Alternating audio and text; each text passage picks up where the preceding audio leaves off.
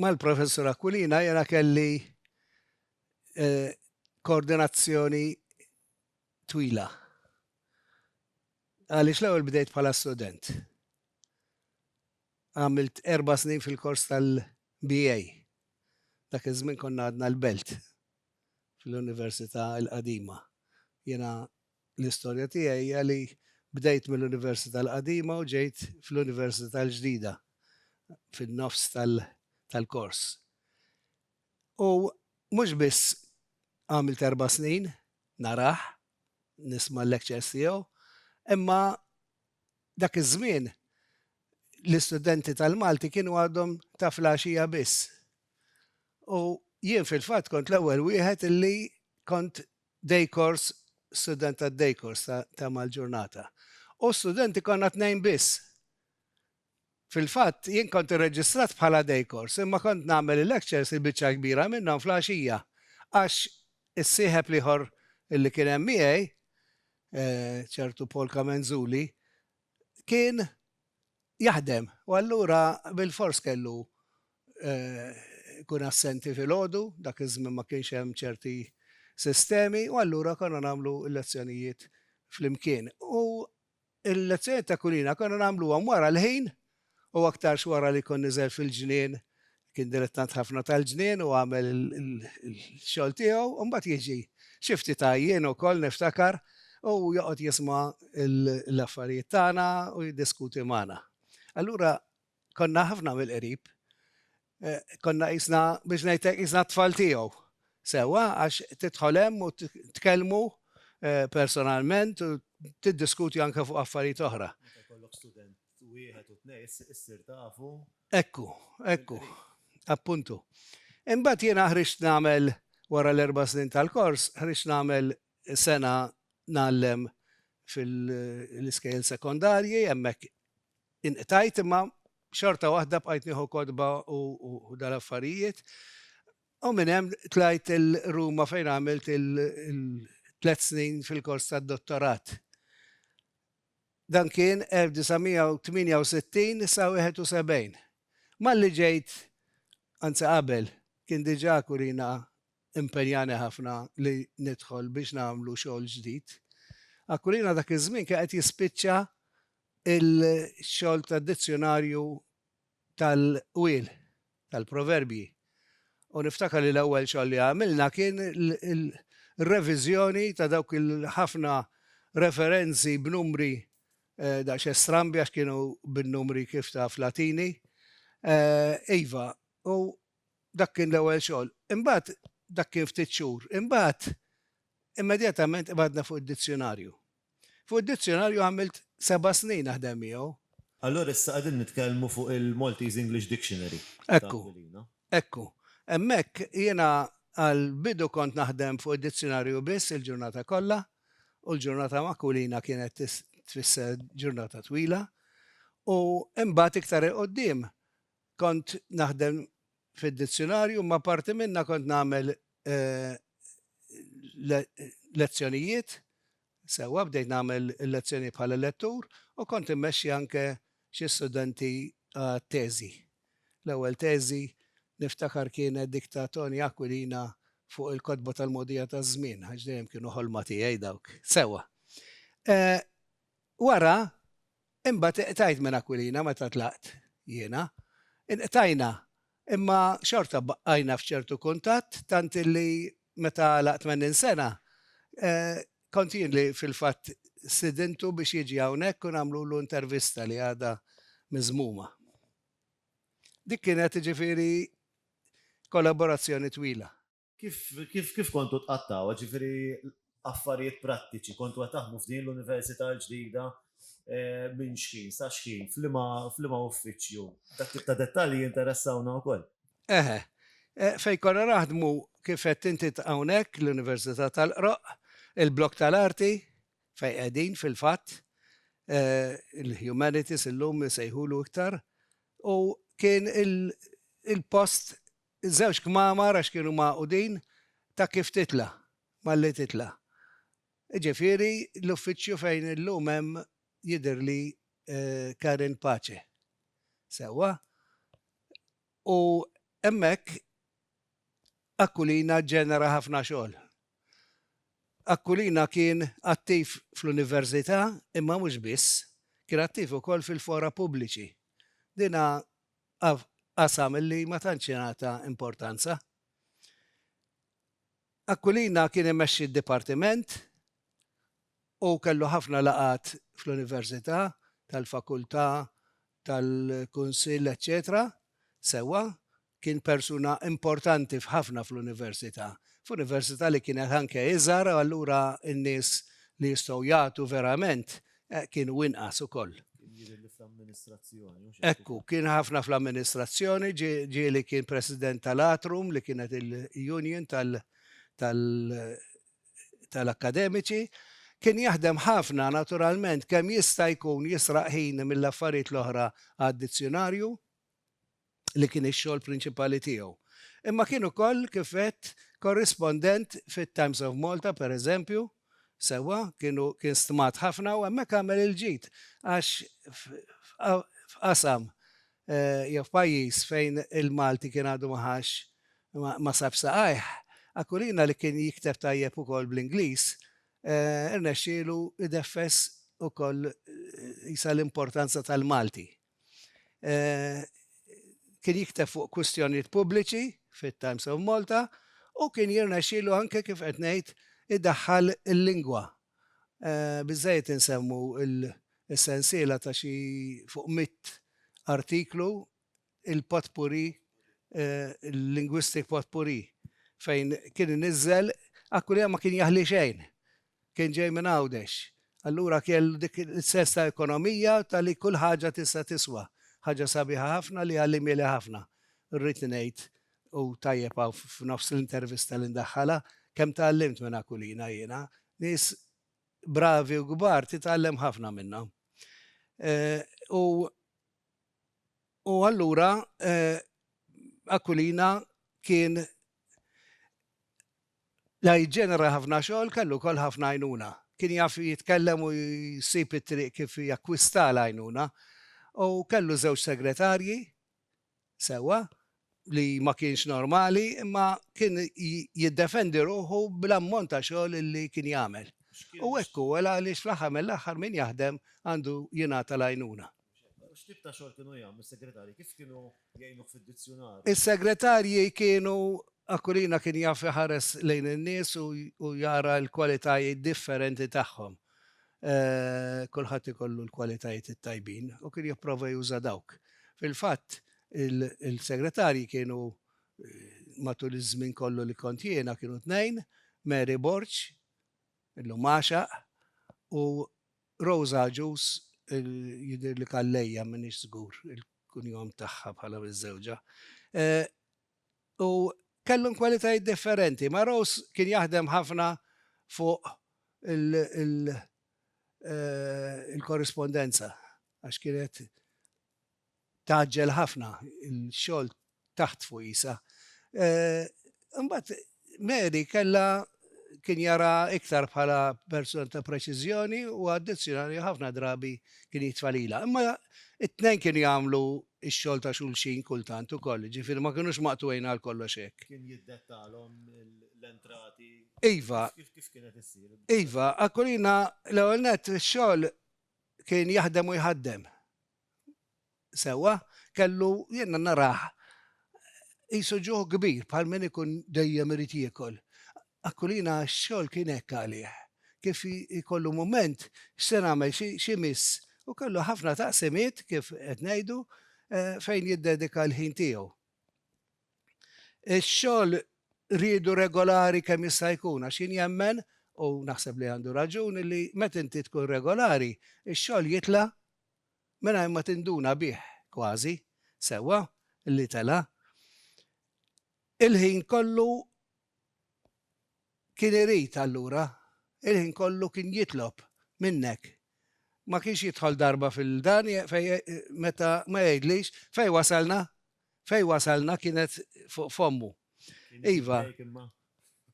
Il-breaks jagħtihom bid-dbatija Aquilina għax kif qed ngħidlek kien jara biss l-iskop tiegħu.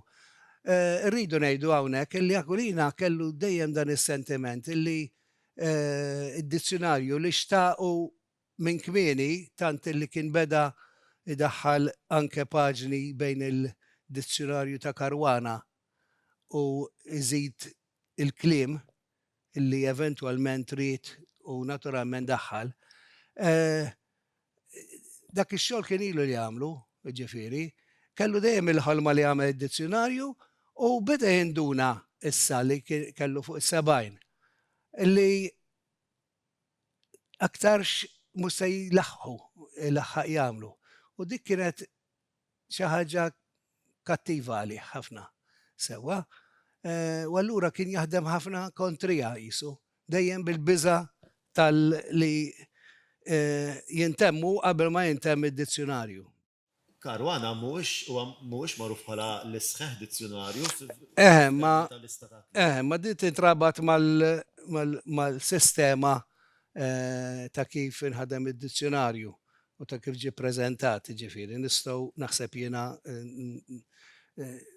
navanzaw fuqha iktar il-qudiem, imma inti semmejt li l-breaks. Breaks kellna mill-inqas sewwa kemm is-segretarju u kemm jiena. Akwilina mhux se noqgħod nitkellem fuq, imma li sabni għaddi ġej minn kors ta' 3 snin fejn ħdimt ma' Sabatino Moscati, ma' Francesco Gabrieli, qed insemmi semitisti u Arabisti mill-aqwa ta' dak iż-żmien li kitbu ħafna xogħlijiet u kienu daħlu f'ħafna oqsma, inklużi f'Malta, fl-iskavi ta' Malta pereżempju. U allura jiena dak iż-żmien kont ippreparat verament biex speċjalment fil-parti etimoloġika fl-Arbi nattih kemm nista'. U dan Akwilina kif qed raħ u għalhekk kien talabni biex immur nidħol miegħu f'dan ix-xogħol. Il-break kien jittieħed qisu bil-misruq allura x'inti meta toħloq sistema li tkun daqsxejn iebsa fuq il-ħaddiema sewwa. Niftakar is-segretarji pereżempju kien jieħdu pjaċir qed nitkellem il-ħajja kif inhi għax il-ħajja hekk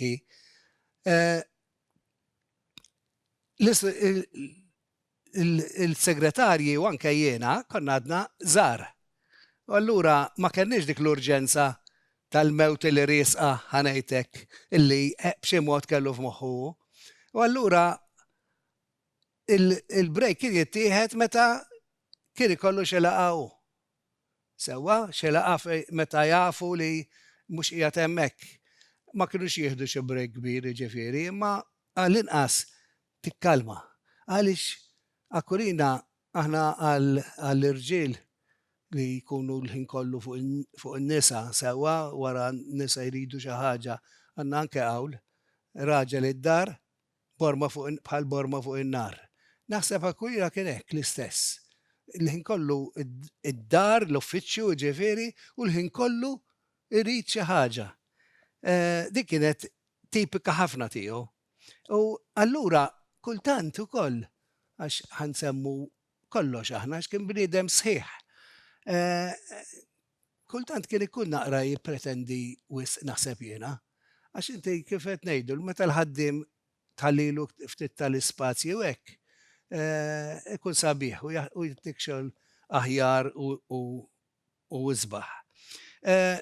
Il-breaks xi darba jew tnejn ħarġa sawdex kien permess speċjali sewwa.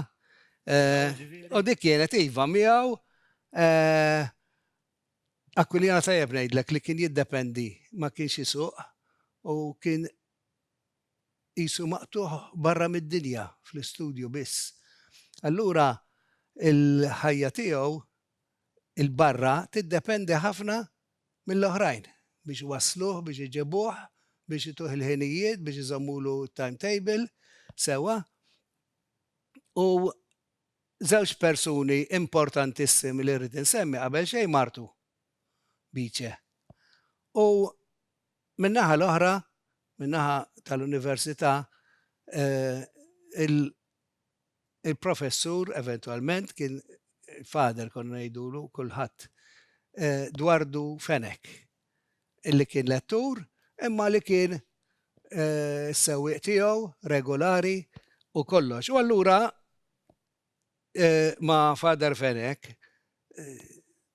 ġieli għamilna xi ħarġa kif qed sa Għawdex, niftakar ħarġa illi fija ridna bil-fors ngħaddu mill-Munxar sewwa, u meta kien fil-qalba tal-Munxar għalinna min kellu jaħseb min qatt kien jobsor illi minn daqsxejn ta' raħal f'Għawdex, mitluf f'Għawdex, kellha toħroġ il-katedra tal-Malti.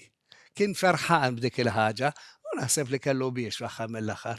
Kulħadd jieħu pjaċir jiġi rikonoxxut u dwar din irid ngħid li Akulina intesa' wisq. Jien naħseb li intesa' wisq. Illum ma jingħatax il-ġieħ biżżejjed tax-xogħol u l-enerġija li kellu.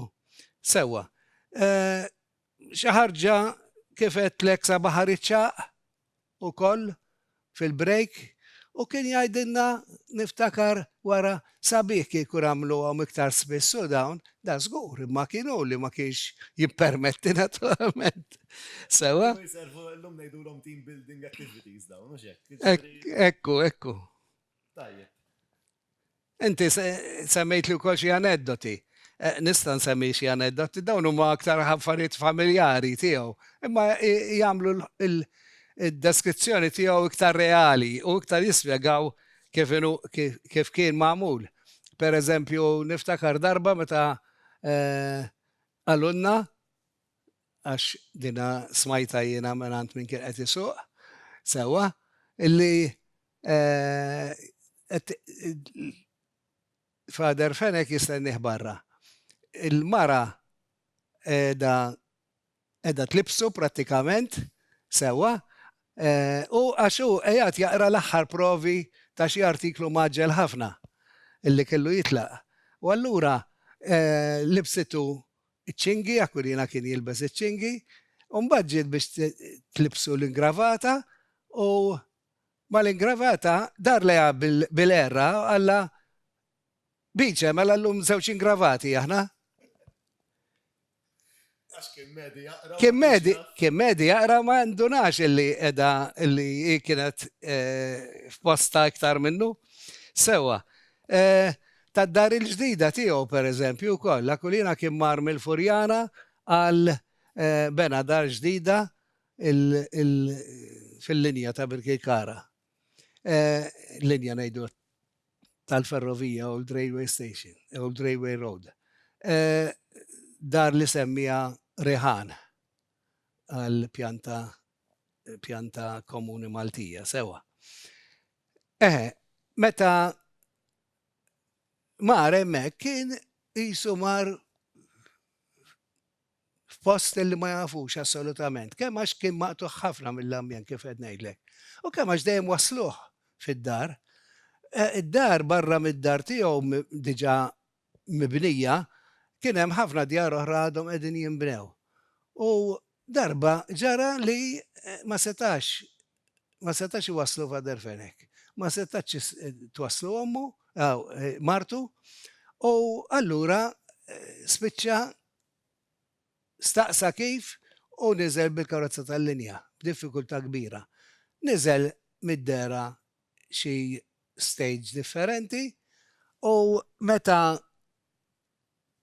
u jgħat jidlam għax ix-xogħol konna nispiċċaw tard aħna mal-5:15 pereżempju jew hekk kienet ix-xitwa u kif niżel allura intilef. U wara ħafna ifittex il-ħaddiema kienu telqu sewwa l-ħaddiema ta' madwar li kien hemm. Jara raġel ġej jieħu r-ruħ. U dan għamillu sinjal, dak marfu, għallu, isma, għallu il-professor Akulina ta' fejn joqgħod.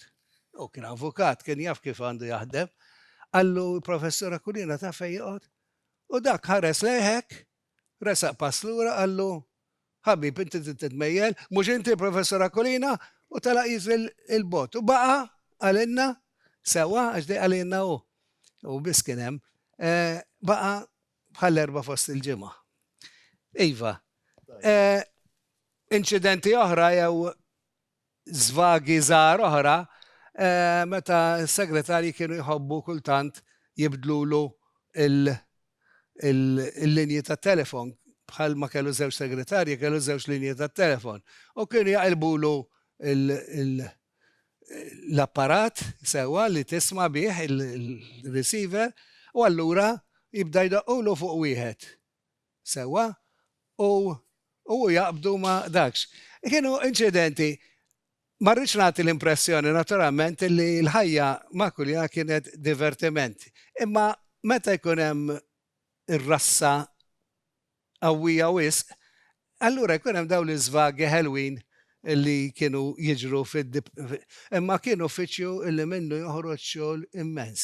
Verament, meta tqis li kien ta' bniedem wieħed jew idur ma' bniedem wieħed, kien xogħol importanti ħafna. Aquilina kellu dejjem din il-ħolma illi l-Malti jiġi l-qudiem. Sewa kien bniedem ta' viżjoni. Wara dawk ir-rakkonti u tajtna daqsxejn anki pinzellati koloriti tal-karattru sħiħ ta' Aquilina. Memorji. Mhux kif nafuh aħna bħala l-istudios biss minn dak li naqraw fuq għax jiena ma nħaqtux. Kieku kelli ngħidlek li ma huma dawk it-tliet aġġettivi li tarhom l-aktar jixirqulu.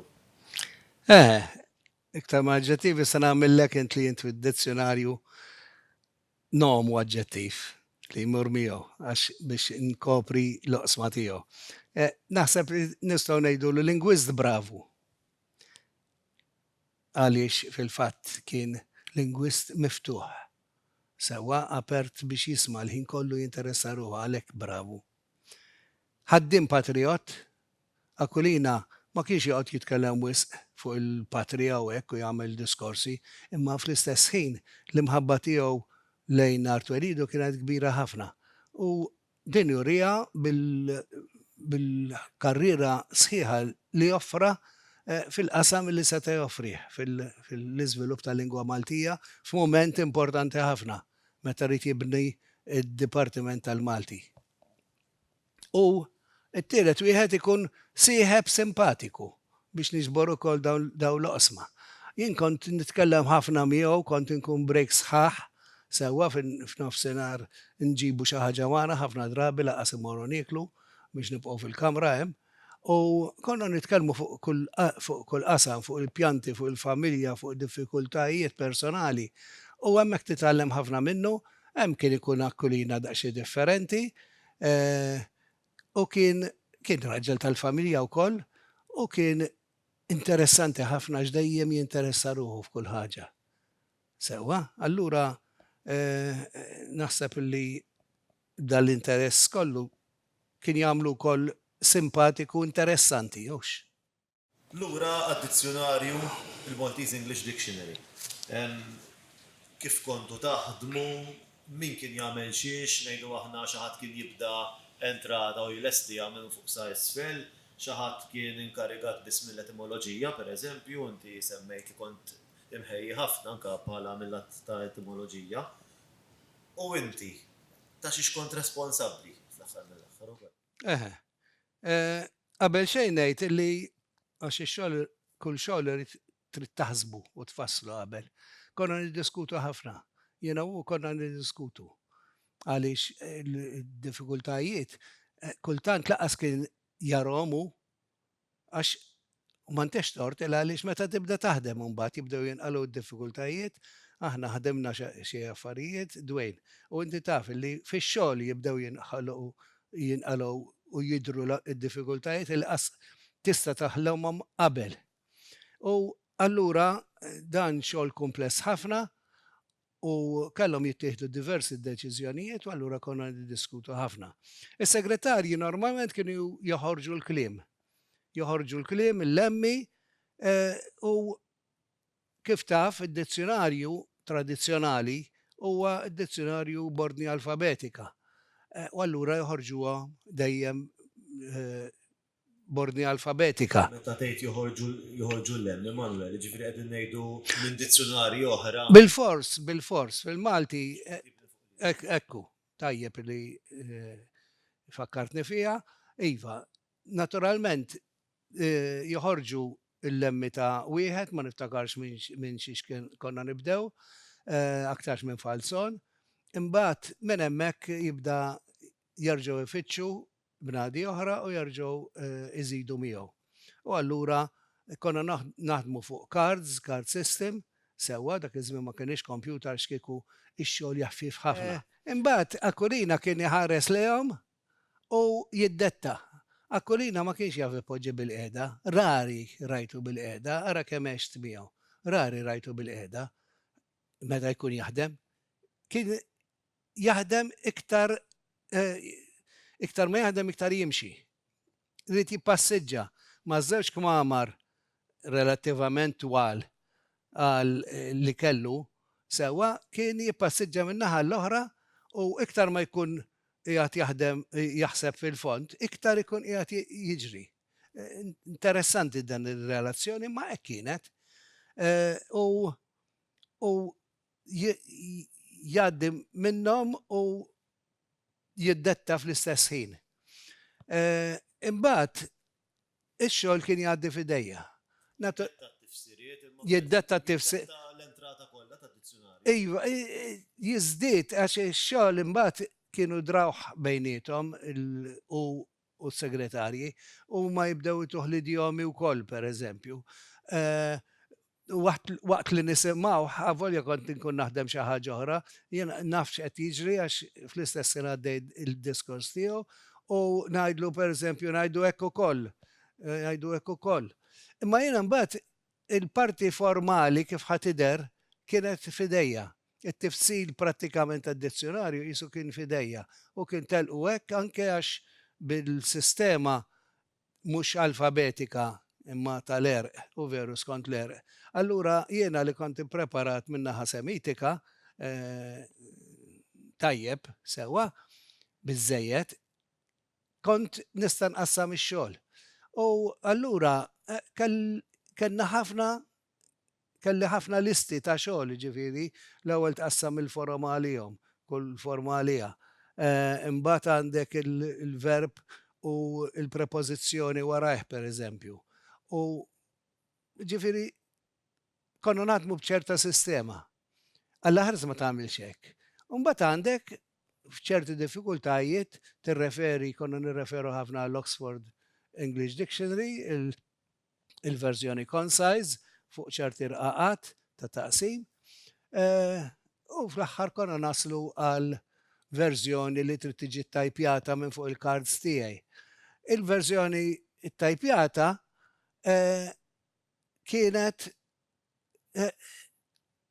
ttajpjata biss kif qed ngħidu. Allura ma kellekx il-faċilità tal-lum li inti tinserixxi jekk trid tiżid frażi.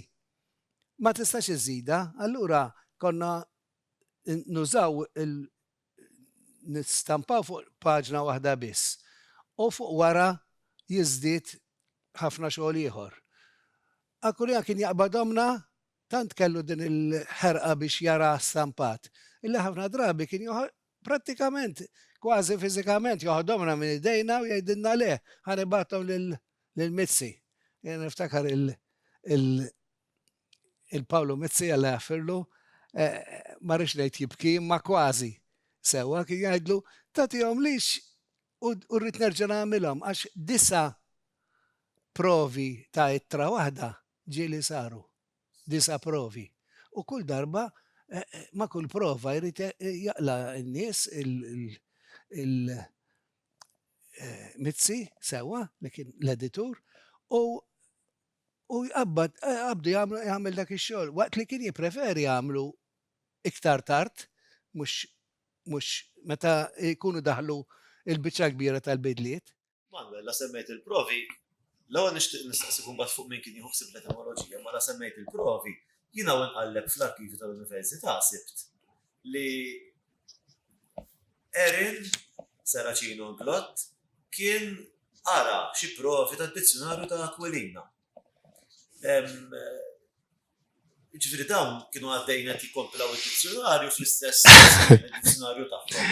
Imma fl-istess waqt kien hemm forsi fejn fil-waqt li f'xi joqsma kien hemm ċerta forsi animosità, kien hemm ukoll ħbiberija jew ċerta kooperazzjoni. Animosità kelma forsi naqra ibsa. Imma naqra ta' kompetizzjoni dejjem ikun hemm qed taħdem u taf li xi ħadd ieħor qed jaħdem, ikollok għall-inqas il-kurżità. U Aquilina kien ħerqan biex jara x-xogħol ta' Erin li kien iktar avvanzat joħroġ biex jilħaq jarah. Ovvja, għax inti tiddejja jekk tħalli xi kelma taqbiżlek xi kelma illi ħadd ieħor b'mod sempliċi ġabara. U allura jiena ma nafx qatt ma smajta din illi Erin Saraċinonglot ġieli ra xi provi, ġifieri qed tgħid. Forsi ma niftakarix jiena ma jiena mill-bidu kont ad-dizzjonarju, forsi iktar tard ma nafx. Wara li tlaqt jiena? Jista' jkun. Sewa? Imma mill-bqija niftakara din il-ħerqa ta' Aquilina u kien ġieli meta nċemplulu għal xi ħaġa lil-Erin, konna nċemplu aħna, iva. Għalkemm nistqar mill-ewwel illi għalkemm Erin kien ħaddiem kbir u rrid nagħti din l-impressjoni tiegħu mhux ta' xi nuqqas. Imma fl-istess ħin kien kont insibu preskrittiv u hemm kont nasal biex napprezza il-bniedem li kont qed naħdem jew jiena lil Aquilina bħala bniedem miftuħ ħafna, bħala li jaċċetta li l-lingwa qiegħda f'idejn il-poplu, mhux f'idejn il-lingwista li jiddeċiedi li ma kliem għandu jitqies bħala Malti. Imma niftakar dawn it-telefonati lil-Erin Saraċinonglot u kien niftakar jgħidlu ħabrek mexxi u meta jaqta' mbagħad ġieli kien jgħidilna ħaj joħroġ dan, ħalli jilħaq joħroġ. Jiġifieri l-ħerqa kienet hemmhekk naturalment. Manuel, kont qed nistaqsik fuq min kien inkarigat jagħmel li ma taqsimiet. Dwar l-etimoloġija, kif kienet tinħadem? L-etimoloġija Aquilina kellu ħafna diġà maħdum, speċjalment f'dawn in-noti tiegħu, f'dawk in-noti li semmejtlek. Prinċipalment kien jaħdimha hu. Il-parti romanza pereżempju kien l-ewwel nett jaqra Aquilina kien jaqra ħafna biex jiġbor il-kliem minnu. Ħafna xogħol anke letteratura. U kellu dizzjonarji Italjani li kien jaqrahom bil-qudiem anke d-dar u mbagħad iġibhom għandna u joħroġ kliem li jidhirlu li daħal fil-Malti. Tajjeb ngħid illi Aquilina di marbuta ma' dak li kont qed ngħid qabel ma kienx magħluq għal-lingwa, allura kultant kien iddaħħal kliem illi kien jaħseb illi l-istudjuż jew il-bniedem ta' ċerta kultura se jiġi bżonnu. Avolja forsi qatt ma semgħu.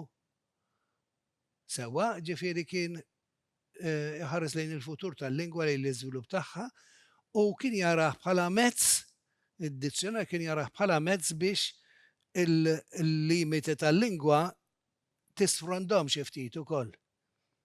Kien jibqa' f'di lejn il-lingwa tal-poplu, imma l-lingwa tal-istudjuż tal-akademiku kif taf inti hija internazzjonali u allura l-Malti kien iħoss li m'għandux jibqa' lura minnha, li għandha ċertu kliem daqsxejn avvanzat li kien għadu ma daħalx imma li eventwalment kien jinħass li kien kollok bżonnu tużah, dak kien idaħlu. Ma kellux skruplu fuq dak. Semmejt li kont tiddiskuti ħafna ma' Aquilina. Tiftakar xi diskussjonijiet partikolari, pereżempju, waħda li ġieli semmejna bejnietna kienet fuq it-tqassim tal-makrostruttura, ġifieri kif ħajitqassam id-dizzjonarju bħala lemmi. U forsi l-entrata ewlenija, pereżempju, għandha tkun ġebla, għandha tkun ġebel, ġifieri n-nom tat-tip jew il-kollettiv jew in-nom tal-unità.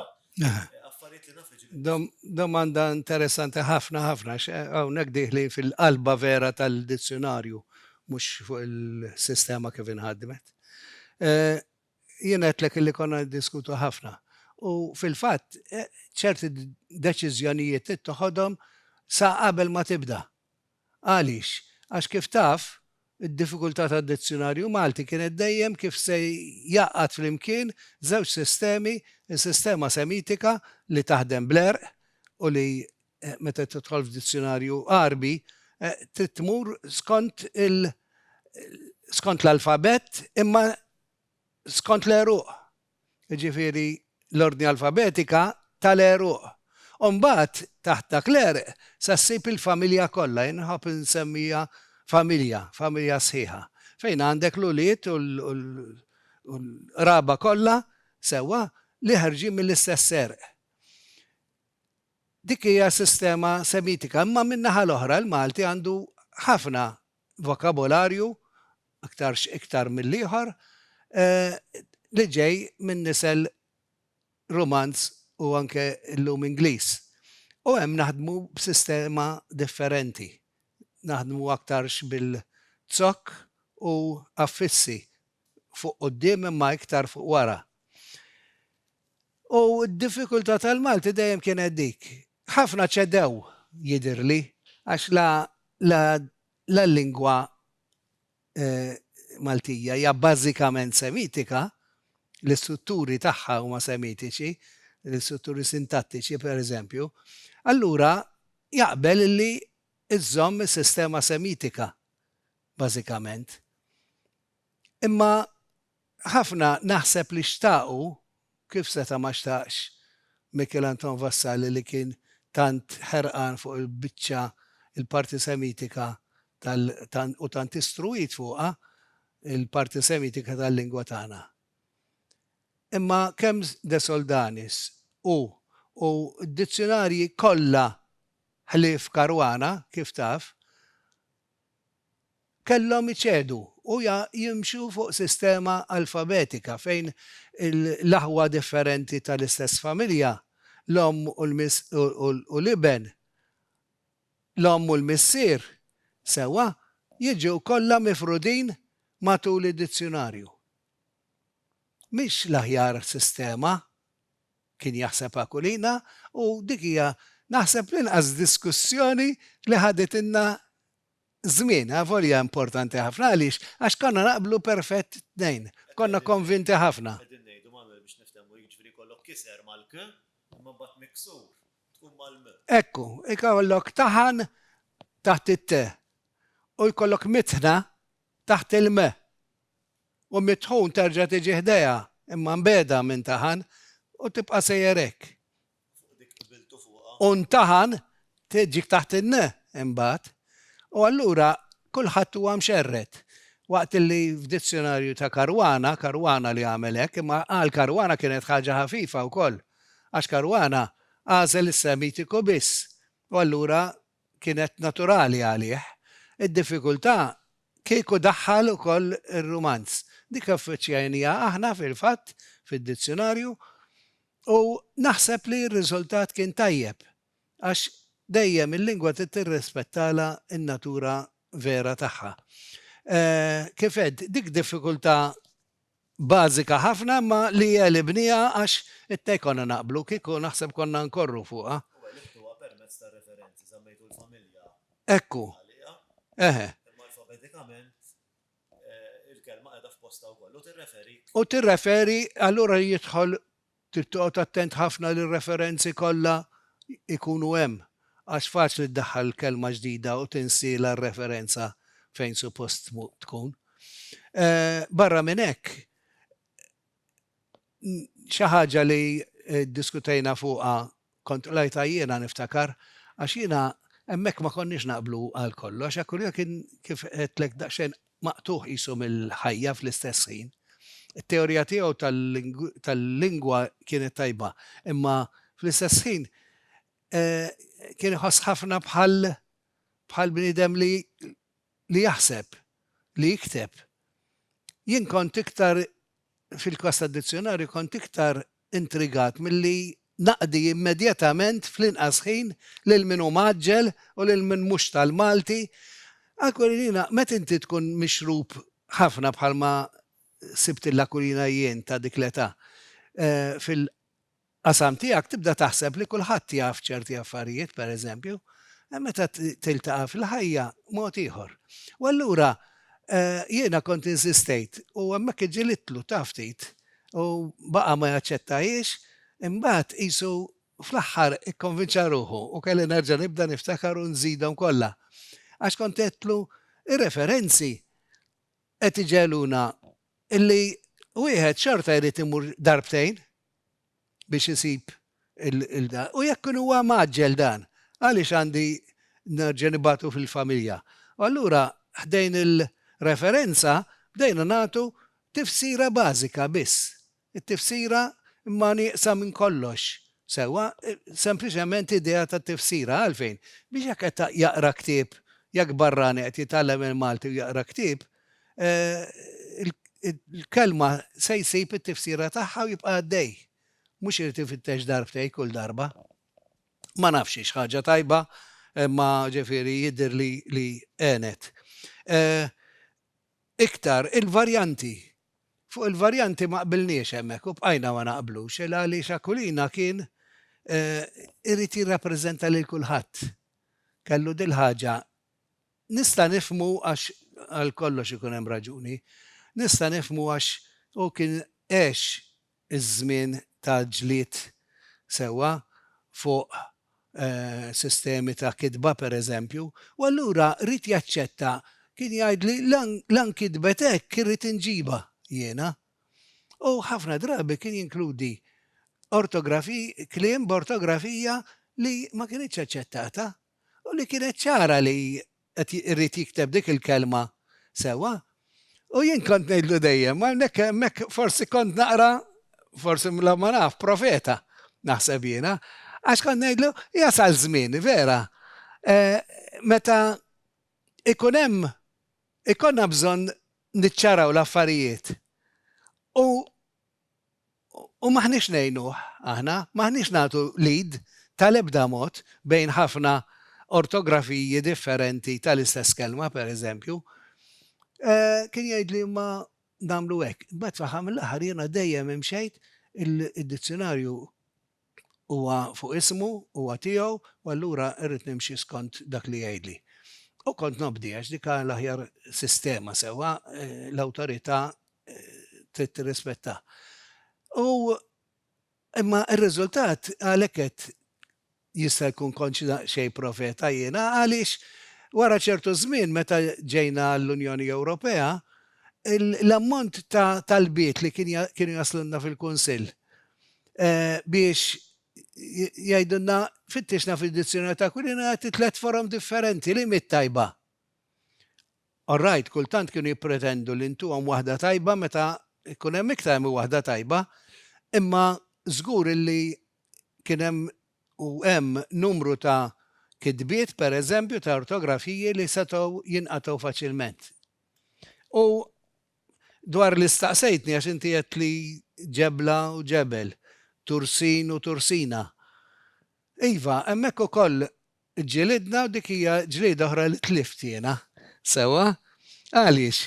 Għax jiena dejjem nirrispetta l-lingwa skont in-natura tagħha. Aħna fil-Malti għandna siġġijiet u tursina tursin. U tursin huwa singulara du xorta għalkemm jagħtina l-idea ta' xi ħaġa komuni, fil-fatt illum nippreferu ngħidulu mhux kollettiv imma nhom ta' tip ta' ħaxixa. Akwilina kien insista li dejjem jitlaq minn xi tip ta' singular. U waslu biex jagħmel xi ħaġa li kont ngħidlu dejjem, kont niddejjaq niktibha sinċerament. Kont inħossni ħati jien niktibha vera li nagħmel non plural tursin. Għax mhuwiex plural. Grammatikalment mhuwiex plural.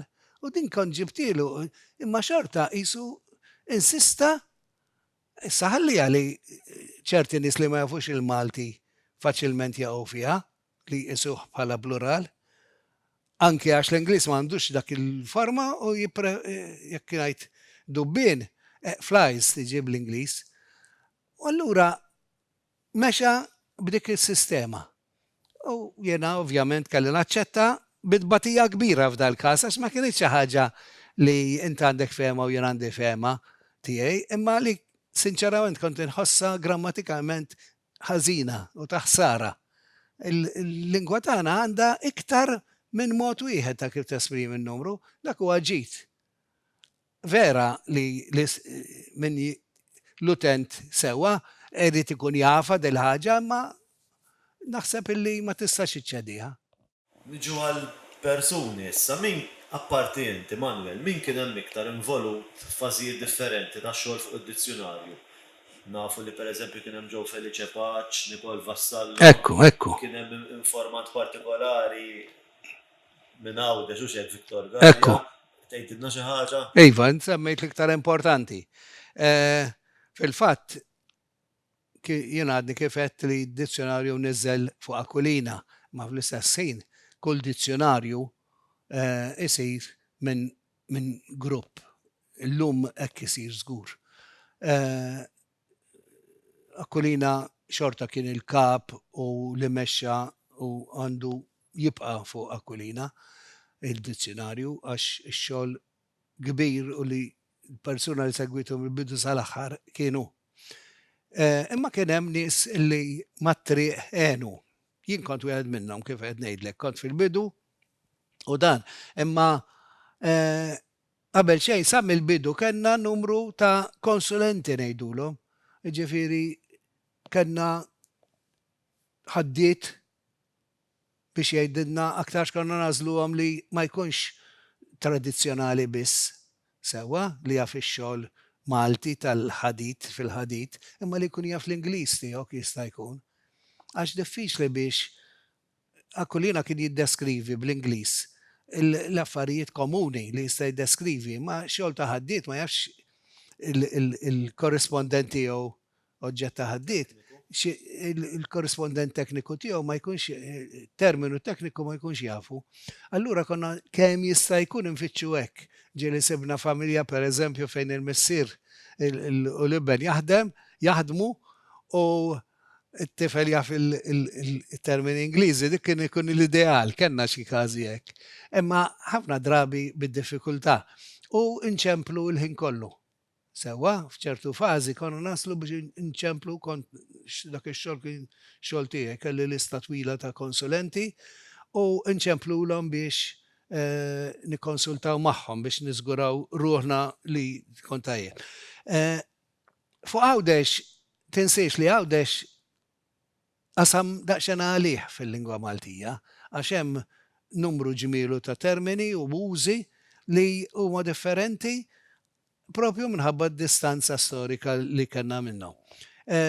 Hemmhekk kien hemm dak li semmejt inti, Viktor Gallia, li kien jibgħatilna ħafna termini minn Għawdex u anke nies oħrajn bħal Patrick Formosa illi kiteb li milux ftit snin ilu ħareġ teżi ta' dak iż-żmien sewwa wara 50 sena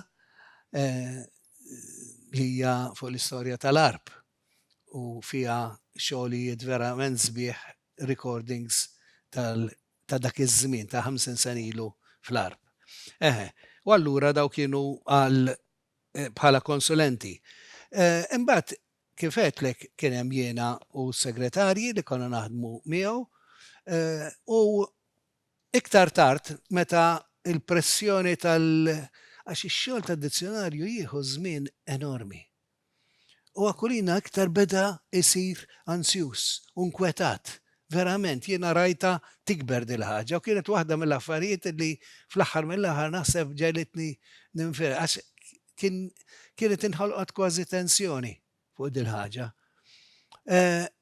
U allura kien qalli nippruvaw indaħlu xi ħadd, kont qedtlu kieku nimxu iktar sewwa u kien staqsini u ddiskutejna u kien ingħażel Nicole Vassallo li kien għadu kif spiċċa mill-degree u kien jaħdem bil-qalb, tifel ħaddiem ħafna Siġġiewi, sewa.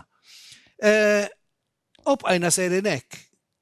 Imma mbagħad meta jiena waqaft ftit wara Akulina telaq mill-università, spiċċa mill-università u baqa' jaħdem ix-xogħol id-dar.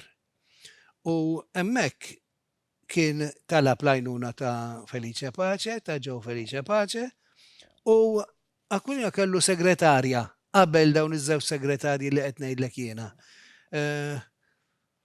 Marian il-kunjom insejtu Kalleja, jew Kalleja miż-żewġa insomma, li kien iħobba ħafna Akulina, għax kienet taf tmur miegħu. Jiena rajta taħdem miegħu l-iktar bħala student. Kienet isa bejn kella dik il-mod tal-mara tiegħu ta' kif timxi miegħu u fl-istess ħin taf mill-lat tekniku kif ta' għandha taħdem miegħu. U kien iħobba ħafna, kien jaħdem bil-qalb magħha u kien reġa' talabha biex tgħinu u kienet għenitu. U hekk irnexxielu jaqqat l-ewwel parti u jagħmel naturalment it-tieni parti li żgur ħadet ħafna ħin ukoll. X'inhi l-importanza tad-dizzjonarju ta' Aquilina? Kemm għadu relevanti llum? U x'titjib taħseb li jista' jsir għal li ġej? Naħseb li d-dizzjonarju ta' Aquilina huwa sissa kien tħares fl-istorja tad-dizzjonarji Maltin l-aħjar korp, l-iktar korp sħiħ u l-iktar wieħed lingwistikament san. X'irrid ngħid biha? Ħafna drabi id-dizzjonarji issib li kienu magħmulin minn nies li kellhom prekonċett, preġudizzju kważi fuq il-lingwa ta' mod jew ieħor. Akulina kien verament ħieles minn dawn il-preġudizzi. Naħseb kien riżultat ta' żmien, għax iż-żmien isaffi waħdu. U allura Akulina wasal fi żmien meta qisu dawk il-ħafna teoriji differenti u kwistjonijiet differenti fuq il-Malti kienu qegħdin jissaffew u kien mejjuna x'kellu l-għajnuna ta' istruzzjoni tajba ħafna mill-Londra fejn id-dottorat, fejn ħadem id-dottorat, u allura kien armat ħafna biex issa qisu inedi il-perjodu ġdid tal-Malti. Fil-fatt, Akulina qisu qiegħed f'moħħi għall-inqas fuq l-istudji tal-Malti. Akulina huwa l-ewwel ġebla tal-bini l-ġdid. Sewwa? Issa, bħala dizzjonarju huwa pont tajjeb ħafna id-dizzjonarju bejn il-Malti u l-Ingliż. Qed ngħidha din għax id-dizzjonarju kbir li ieħor li għandna fi żmien modern huwa ta' Erin, il-Miklem, u dak huwa monolingwi. Allura il-kwistjoni hija differenti. Dan huwa l-aħjar pont bejn il-Malti u l-Ingliż illi fl-aħħar mill-aħħar huma ż-żewġ lingwi uffiċjali ta' Malta. Ġifieri bħala utilità għall-utent Malti huwa ta' importanza kbira u għodda tajba ħafna. Jibqa' dejjem naħseb rilevanti bħala mudell. Għax l-mudell ikun miftuħ u aċċetta u għandu viżjoni tajba lingwistikament. Tista' tinbidel din bil-mod, imma bil-mod ħafna ġifieri għaddu naħseb sa' issa jservi bħala mudell tajjeb ħafna. Mudell tajjeb biex jirrappreżenta l-lessiku Malti. It-titjib, naturalment, jien naralu d-difetti ta' lessikografu illi jrid jagħmel wisq. Xtaq jagħmel wisq. U allura ċerti affarijiet saru tajjeb ħafna, il-qofol huwa tajjeb ħafna, imma hemm affarijiet illi kien diffiċli biex iżommhom f'dak iż-żmien illi bil-limiti taż-żmien illi. Pereżempju xtaq jagħmel il-dizzjonarju storiku jindika meta semmiet l-ewwel imma ma kellux lodda biex, allura fejn f'ċerti bnadi jissemma l-isem ta' min ta' l-kelma l-ewwel darba. fi bnadi oħra ma tingħatax. Għaliex għandu jkun hekk, dik suppost li tkun sħiħa. Jiġifieri da għalhekk qed jiena xtaq jagħmel l-affarijiet perfetti tajbin ħafna, imma għatem lok ta' titjib. Anke l-awtorità, anke l-istess min semma il-kelma l-ewwel darba, apparti il-fatt li iktar ma jgħaddi żmien, iktar ħarġu anke mix-xogħlijiet bħal ta' Oettinger u hekk u veru. Informazzjoni iktar qadima dwar l-istorja ta' kull kelma Maltija. L-iżvilupp ta' dizzjonarji fis-setturi partikolari wkoll. Sewwa, dan huwa dizzjonarju kbir tal-Malti in ġenerali, dizzjonarju ġenerali tal-Malti. Imma issa huwa l-momentu veru li jsir titjib billi nifirxu foqsma differenti u qed naraw tal-ekonomija, tal-ġeografija, glossarji, anke ma nistgħux insejħulhom dizzjonarji li qegħdin jgħinu billi il-Malti jingħidlu jibda jsir iktar matur. Sewwa, ma jibqax tarbija li qiegħda tiżviluppa. Id-dizzjonarju ġenerali dak li jtik qisu. Imissa tarġa li dejjem imiss hija li jinferex f'loqsma differenti. Naturalment, il-metodi ġodda u joffru dejjem ċans ta' titjib. Verżjoni elettronika u mhux li tkun elettronika biss li tmur online għax dawk huma żewġ fażijiet kif taf differenti ħafna. Il-verżjoni elettronika diġà tippermettilek ħafna f'dak li huwa search u veru tiftix. Pereżempju, il-problema li għadna ngħidu fuq li ikollok tirreferi darbtejn sewwa mill-referenza għal familja propja, għal fejn qiegħda l-familja propja, dik tingħelef faċilment bil-online, laqqas tibqa' tissemma. Jiġifieri dak huwa titjib illi Aquilina ma setax jipprevedih żgur sewwa u li wasal immedjatament mal-iżvilupp elettroniku. Għax illum kif taf malli tagħti il-kelma tista' tidħol fiha u hi weħeda tirreferik għal. Illum tibdiha u jkomplilek l-għażliet differenti. Ekku. Ekku, mbagħad hemm ħafna affarijiet oħra fil-sistema elettronika li ma setax jipprevedihom, jiġifieri bħal huma l-għajnuna ta' stampi, ta' stampi pereżempju li juru jew clips illi juru proċess pereżempju, il-pronunzja li hija tant importanti illi llum tista' żomma u veru tista' żida u anke ħoloq ma' xogħlijiet oħrajn. Eventualment nittama jiena li meta id-dizzjonarju ta' Aquilina jiġi użat jew jinħoloq ieħor ma nafx jiena x'jiġri imma ġifieri meta ikonna wkoll il-links ma' xogħlijiet oħra u ma' xogħlijiet uffiċjali u kbar tal-Malti. Naħseb ġifieri dak huwa xi ftit mit-titjib li jista' jsir u veru.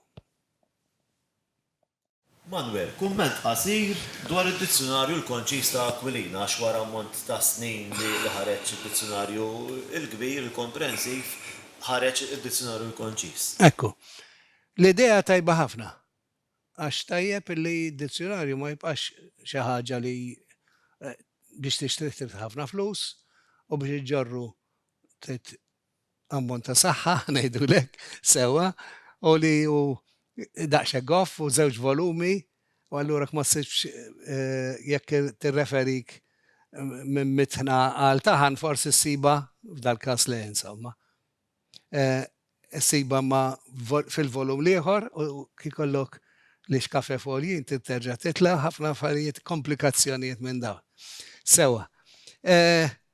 Ġifieri l-idea hija tajba li jkollok xi ħaġa li iqsar bħal għandek il-concise tal-Ingliż, eċċetera.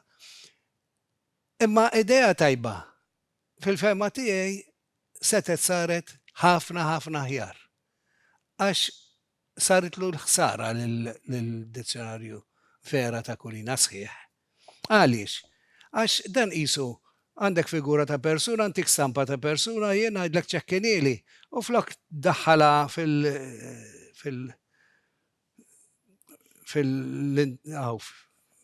fil-computer toħdela ritrattu ċekknu, taqtala diraja u saqaja. ċekkinta il-persuna, imma għamiltila ħsara. Ma għadix dik l-istess persuna. Ma tistax dizzjonarju li hu mibni kif inhu mibni ta' kulina taqtalu il-cross references kollha? Sewwa? Għax dak ifisser biex nerġgħu naqbdu l-istess eżempju li għamilna kmieni. Illi il-kelma mitħna jiena ma nafx xi tfisser. Immur biex infittixa u ma nsibix. Għax inqetet mir-referenza tagħha. Ma nsibix mal-me, u rrid inkun naf fil-grammatika kollha li mitħna hija nom minn mat ġej minn taħan u mmur infittex taħt taħan. Mela diġà nafa. Sewwa jekk naf li hija taħan u li rrid infittex taħt taħan u nom minn mat, għax allura tfisser l-għodda ta' ġifieri ma jaqdix ix-xogħol li suppost jagħmel. Id-dizzjonarju biex jgħinek issib tifsira li ma tafix l-iktar użu importanti tiegħu u dik ma jagħmilix. Jiena kont ikkonsultat fil-bidu fuqu, kont spjegajtu tajthom ukoll kif suppost li jsir, imma mbagħad inħadem ma nafx ġara insomma għas importanti. Importanti biss li għandna xi ħaġa li se tissaret ħafna aħjar u nittama li terġa' ssir tkun it-tieni darba u li ssir b'mod tajjeb. Għaliex l-idea xorta tibqa' tajba. Aquilina u Erin Seracino Glott, żewġ figuri ewlenin fl-istorja lessikografika tagħna. X'kien l-ikbar kontribut tagħhom fil-qasam? U tinnota xi nuqqasijiet forsi fuq ta' Aquilina tkellimna diġà, forsi nuqqasna fuq ta' Aquilina naħseb li tkellimna biżżejjed u semmejna il-preġi kbar u xi nuqqasijiet ukoll tiegħu. Fuq ta' dejjem fil-fema tiegħi naturalment, kollox huwa suġġett għal min jgħidu. Fuq il-miklem kien esperiment interessanti ħafna għaliex huwa dizzjonarju monolingwi u nafu kemm hu diffiċli biex isir dizzjonarju monolingwi. Fejn inti mhux tagħti il-kelma mejda u tajt table sewwa, imma minn mejda issa rrid tispjega lil Malti xi tkun mejda. U allura rrid inmur għal dak li aħna ngħidulu il-highest common factor. Sewwa, ġifieri ma nistax ngħid mejda ikollha 4 saqajn kif immedjatament ngħid wiċċ tal-injam 4 saqajn u mbagħad nibda ninduna li l-wiċċ. Ekku. Mentri mbagħad nibda ninduna li tista' tkun tal-plastik, tista' tkun tal-ħadid mela il-materjal ma jridx jissemma.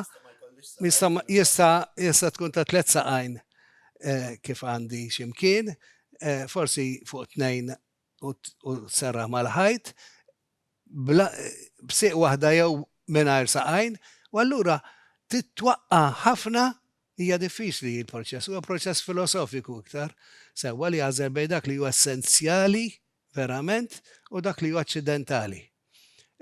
Mhux xogħol ħafif, u xogħol differenti ħafna minn dizzjonarju bilingwi jew trilingwi jew hekk. Huwa xogħol minn natura tiegħu differenti.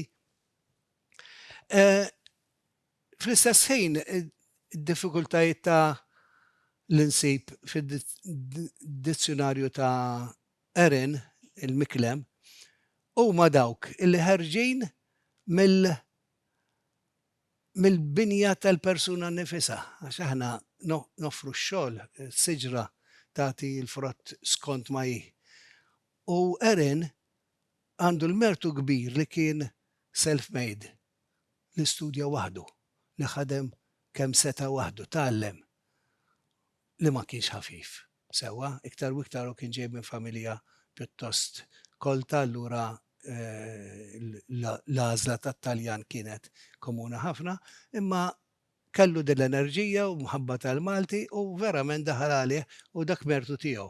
Imma mbagħad kull kwalità jkollha l-naħa il-ħażina tagħha wkoll. Allura l-insiblu li kien l-ewwel nett kif semmejt preskrittiv wisq. Jien niftakar telefonata pereżempju meta lil-Erin għatlu isma' għatlu inti fid-dizzjonarju tiegħek tajt u għaw tinsaħħaħ kemm konna nirreferu wkoll għal Erin, il-partit li ħarġu, u għaw kont qed nirreferi għal bi jiena, il-kelma baby. Sewa. U ġab fid-dizzjonarju ta' Kulina qiegħda baby babyjiet. U aħna għedna stramba. Da Kulina lanqas jien ma konna smajna babyjiet.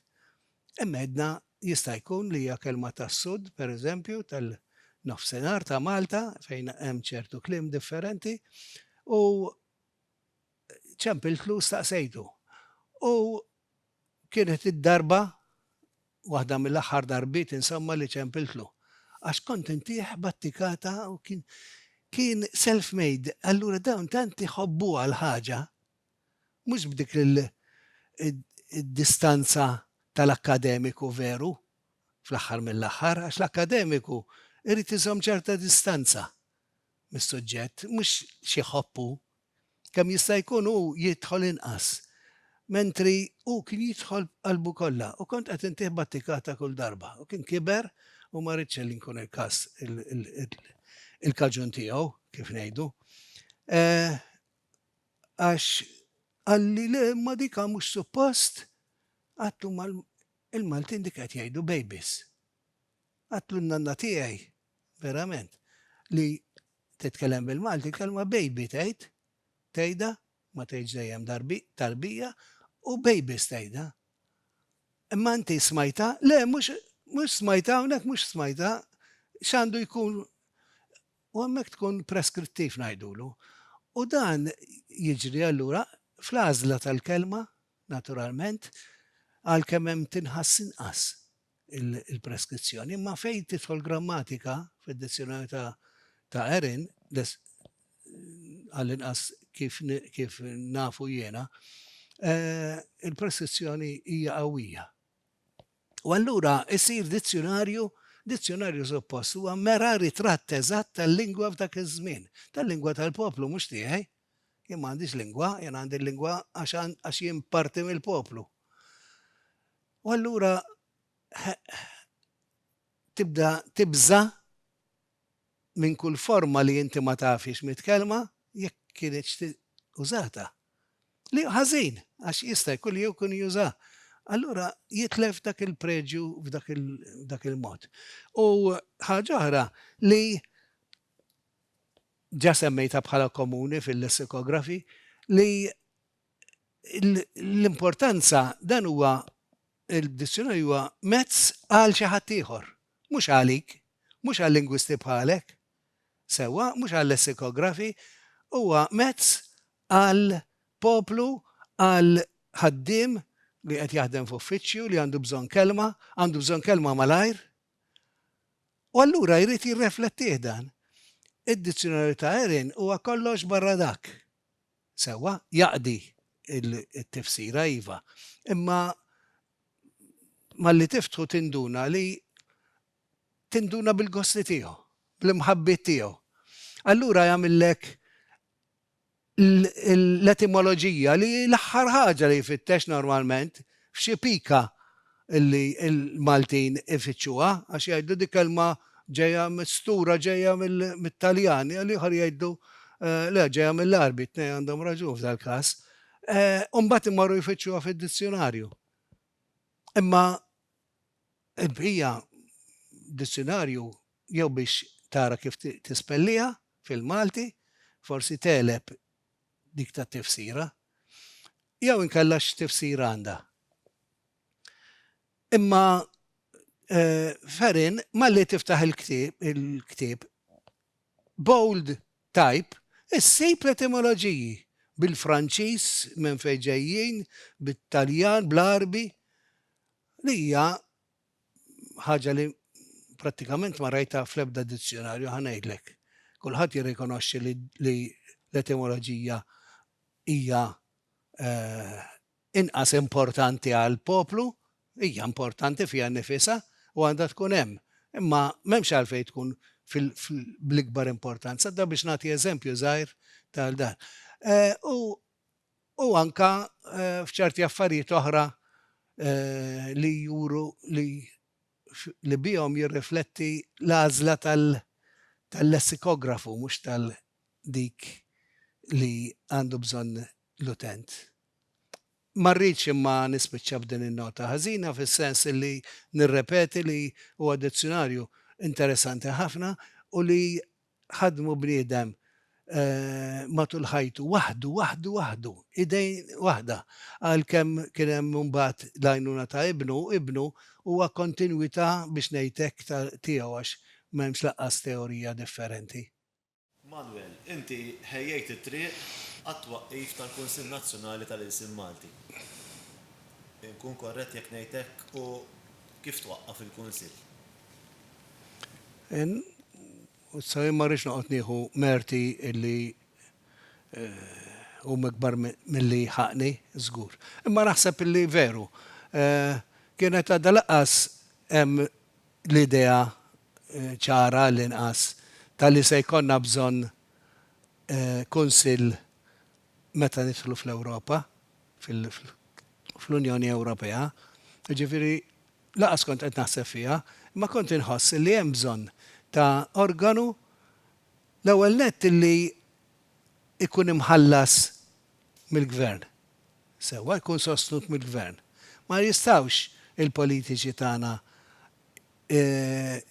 fid-diskorsi tagħhom jitkellmu fuq l-identità Maltija u l-lingwa Maltija u mbagħad meta ikun hemm bżonn ta' ftit flus ma jħorġuhomx għalih. Jirrid l-istat ikun kredibbli fli jgħid u li jkun verament jemmen. Fil-fatt, jekk tara l-liġi tal-att tal-Malti, sewa jibda b'numru ta' rabtiet illi għandu l-istat sewa ġelna jiena u sħabi l-istat jikkomprometti ruħu, insomma, jintrabat illi jgħin verament u jintrabat li jagħtih l-importanza fl-edukazzjoni u f'ħafna affarijiet oħra. Mhux dejjem jinżammu, jiddispjaċini ngħid, imma naħseb li xi għajnuna saret. Jiena kont bdejt billi ma niftakarx id-dat eżatt. Kien sar niftakar mill-laqda għażad konferenza fuq l-aspetti differenti tal-kultura Maltija, kien ġie publikat hemm volum vjola niftakar insomma fil-kulur li fih kienu talbuni nikteb fuq il-lingwa. U jien qed issa l-mument, dak iż-żmien kien hemm dak l-għażadija tal-Partit Nazzjonalista, allura qed żgur se jkun hemm persuni importanti dak iż-żmien dak kien il-gvern u veru. U hekk ġara fil-fatt u kont għamilt sejħa provajt nagħmilha kemm jista' jkun qawwija biex ikun hemm istituzzjoni illi tkun marbuta mal-gvern mhux maqtuha, għax li tkun maqtuh huwa tajjeb għax għandek l-ikbar libertà.